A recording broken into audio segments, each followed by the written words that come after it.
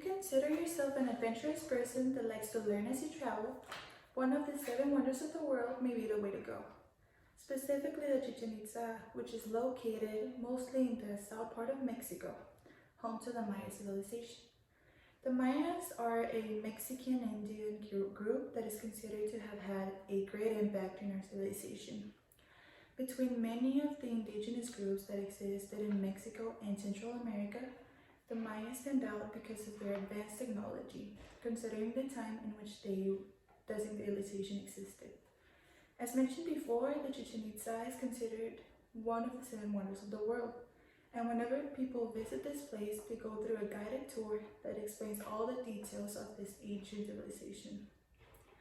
After a few times of visiting this place, I learned about their culture, traditions, and the ways in which they have impacted our society. Today I will inform you about the next topics. I will share with you some of the history and traditions of their culture and how their government was run. I'll talk about some of their different inventions so you can understand how advanced they were for their era. And I will conclude by talking about their architecture, specifically the Chichen Itza and how their culture was organized. Their civilization was very large. In fact, in Mexico it covered a lot of territories, including the states of Chiapas, Quintana Roo, Campeche, and Tabasco.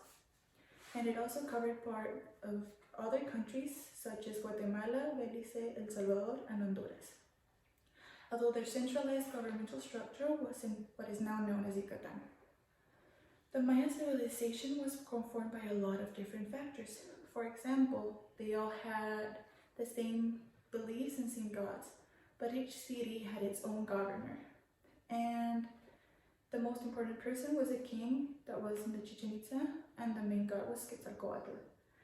Although their society was very advanced, they were also very violent and sanguinary, according to Roger, from the origin and development of lowland classic Mayan civilization. They would press their heads with boards to make their foreheads flatter, and they would drill holes in their teeth to put gems in them. Now that I have given you some of the history about this civilization, I will move on to my next point. This civilization had a great impact on our society as it contributed with several important inventions that were highly significant and advanced for our era. According to Richardson, from the number system of the Mayas, some of the most important contributions were the following. One of them was the writing system. Their hieroglyphics are known for being one of the most complex writing systems. In fact, even experts were not able to start decoding them until the 1950s. Another invention was the Maya calendar that looked something like this. It was divided into 18 months and 20 days, and they only had one 5-day month. You may be able to recall when there was a conspiracy about the world coming to an end in 2012. Well, this was due to this continuity of the Maya calendar. The last invention that we'll be discussing is their mathematics system. The Mayans had a highly numerical system, and the most important invention was the number 0.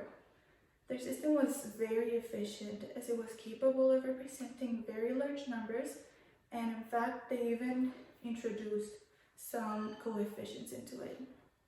Now that I have told you about some of their major inventions, I will continue to discuss my final point. My last point will be the Maya architecture.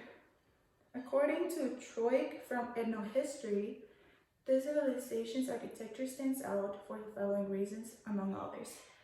Their architecture consisted in mainly pyramids, and temples are often considered to the ones in Egypt. They considered in pottery and art that made their work so unique because of how precise it was.